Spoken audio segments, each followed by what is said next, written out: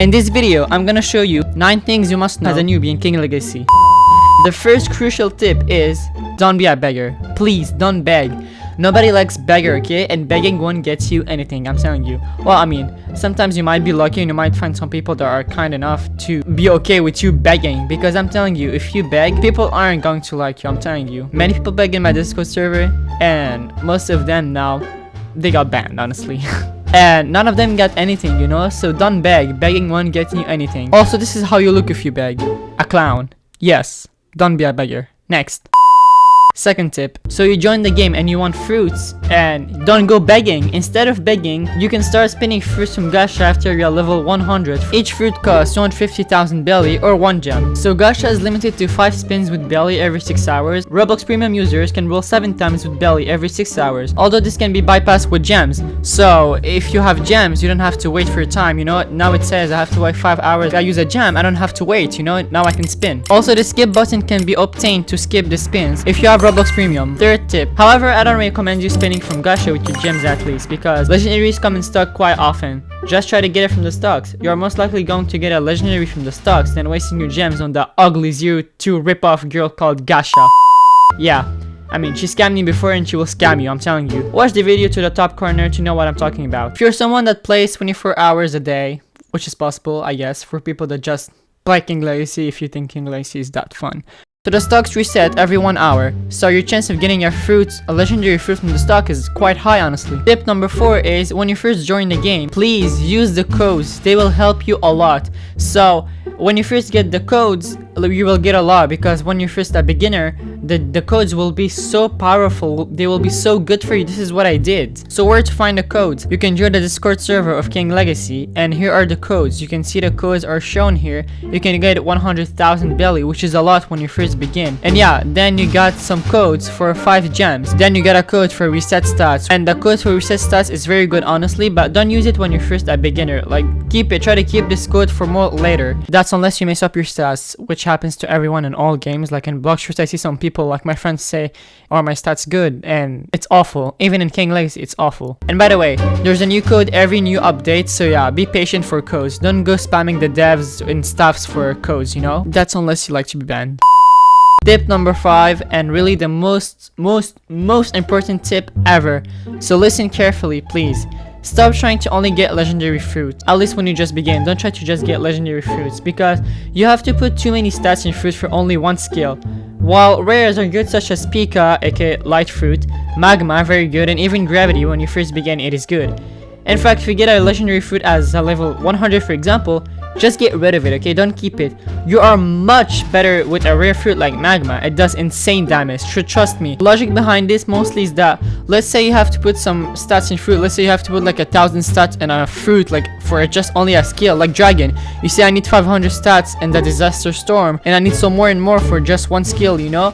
And if you begin with dragon, for example, that's bad, because you have to put too many stats in fruit, but then you leave your defense low, so you die very fast. So listen, please, I'm gonna say it again. Don't try to get just legendaries when you join, because rares are really good, like magma, light. And the problem with this is that people focus on getting gems or doing dungeons to get gems to spin from gacha and get a legendary fruit, but they actually waste time and not farming instead. So that's why you should not try to get legendary fruit when you first begin the game. I'm telling you, rares are good too, trust me.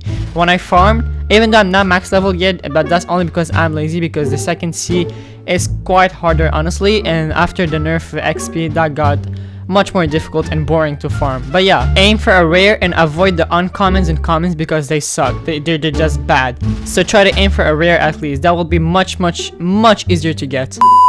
Tip number 6. When farming, try to go for the bosses. Don't aim the little NPC. Don't go farming the little NPC, because sometimes you have to get like 8 or 9, and they're quite annoying, honestly, and they're so far from each other. And yeah, farm bosses. Great idea. Only bosses of second tier are a bit difficult to defeat, but that's only because I suck, honestly, not because they're difficult. It's just much easier to one-shot the boss in the first sea, because in the first sea, bosses are just so easy to kill. So you can keep one-shotting a boss and he will respawn quite fast. In the second sea, bosses slow a bit slower, but in the first sea, they respawn quite fast. So please take advantage in the first sea to farm bosses and not the NPCs.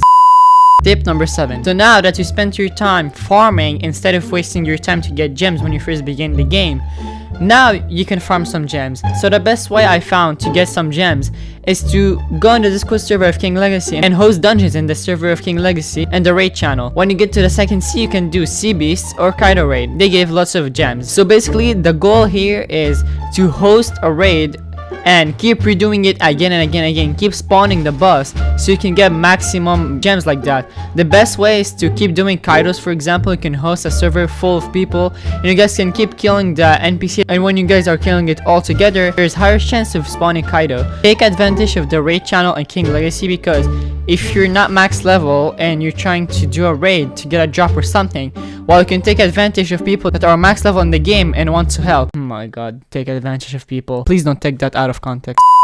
So when you keep doing that, exploiting people, you get lots of gems. So take my tip and try it out. Exploit max level players. If you have any better way to get gems, let me know in the comments down below.